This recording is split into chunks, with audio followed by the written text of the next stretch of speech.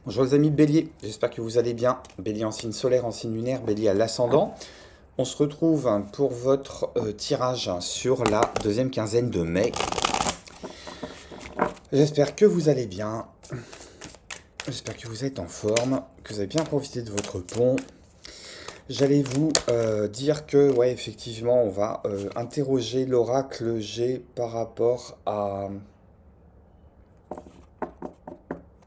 aux grandes directions qu'on allait donner à cette quinzaine, que les cartes vous demandaient de donner à cette quinzaine, et bien justement, on parle de changement de direction, on parle de mutation de direction, on parle de renifler les impasses, on parle de renifler les traquenards, on parle de renifler avec cette carte de la direction hein, et le serpent qui est sorti derrière, on parle d'aller faire confiance à son intuition hein, sur les directions qu'on a envie de donner, les impulsions qu'on a envie de donner, les projets qu'on a envie de continuer, de mener à terme, avec le bon associé, pas avec le bon associé, avec le bon partenaire, pas avec le bon partenaire.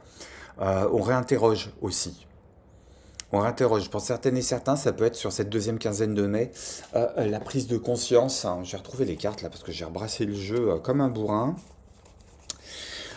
Ça peut être, voilà, justement ce qu'il fallait pas faire, hein, l'impression d'aller trop vite, peut-être décider trop vite, peut-être s'enfuir hein, aussi devant un imprévu, devant une situation qui se transforme, devant une situation qui pourrait vous faire peur, qui pourrait vous tétaniser.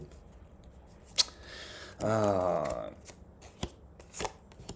je la reprends les deux là. Hop. Une direction qui pourrait vous faire peur, qui pourrait vous tétaniser. Hein.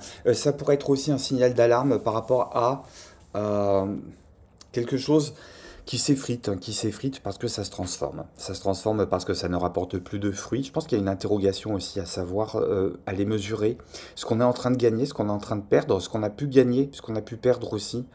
Euh, Ça peut être par rapport à des projets, ça peut être par rapport à des contrats, ça peut être par rapport à des vœux, des orientations. Vous avez peut-être démarré un boulot et sur cette quinzaine, vous vous êtes rendu compte que finalement, ce boulot, vous en avez fait le tour.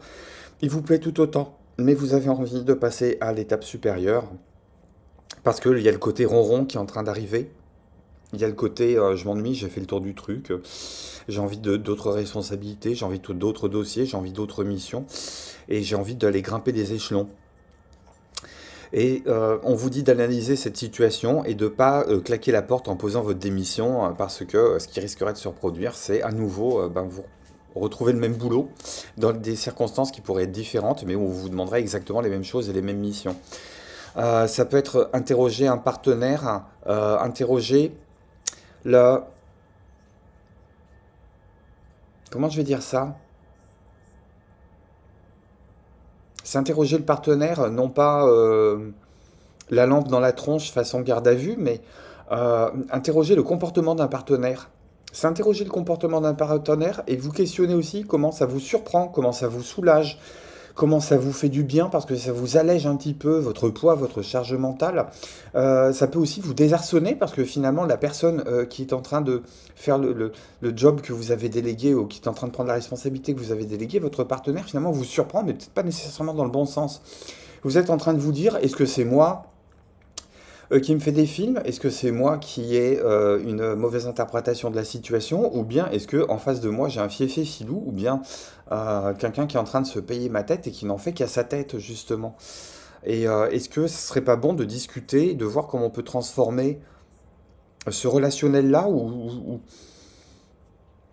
cette espèce de fondé de pouvoir qu'on se donne l'un à l'autre hein, pour pouvoir avancer en confiance. Mais pour moi, il y a toujours cette espèce de warning par rapport à une situation qui s'effrite. Par rapport à une situation qui ne va pas, que vous êtes en train de reconsidérer. Hein. Et on parlait de partenaires avec qui il se passait des choses. On peut parler aussi de partenaires qu'on ne voit plus. Ou qu'on voit parce que vous êtes en train de vous transformer. Ou vous êtes en train de le voir se transformer. Il y a peut-être un effet miroir par rapport à ça. Euh, c'est des gens peut perdre de vue ou c'est des gens qu'on peut retrouver et qu'on avait perdu de vue parce que les situations bougent. Mais pour moi, c'est très tectonique. Vous vous en rendez pas compte? Vous vous en rendez compte, mais vous n'arrivez peut-être pas nécessairement à mettre des mots dessus. Alors, on va peut-être aider à ça avec le tarot, à mettre des mots dessus pour mes amis béliers. Pour moi, il y a une question d'aller trouver son ancrage quelque part, hein, d'aller trouver une forme d'ancrage, là, de pôle de stabilité sur cette quinzaine où on est bien, parce que ça bouge là où ça ne devrait pas bouger. Hop, ouais, une question d'alignement.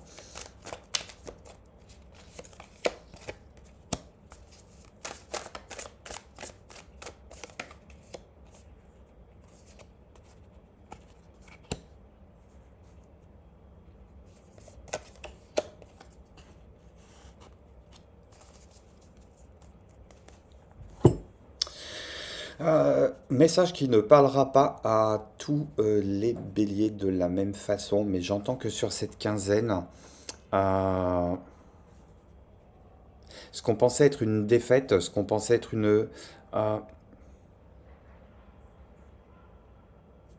page qui se tourne, c'est en fait une victoire. C'est une victoire.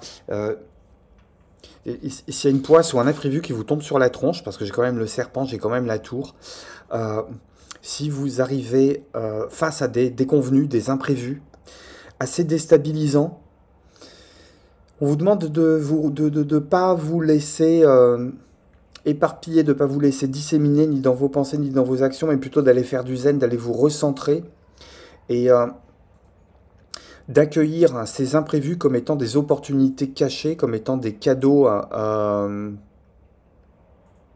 C'est des cadeaux d'une valeur inestimable, mais c'est comme si que l'emballage était café de piquant, bourré de... L'extérieur semble dégueulasse, mais en fait l'intérieur est une véritable opportunité de croissance et de victoire sur vous-même, à mon avis, aussi bien que sur certains événements. Il y a une question d'aller dompter des imprévus, mais en questionnant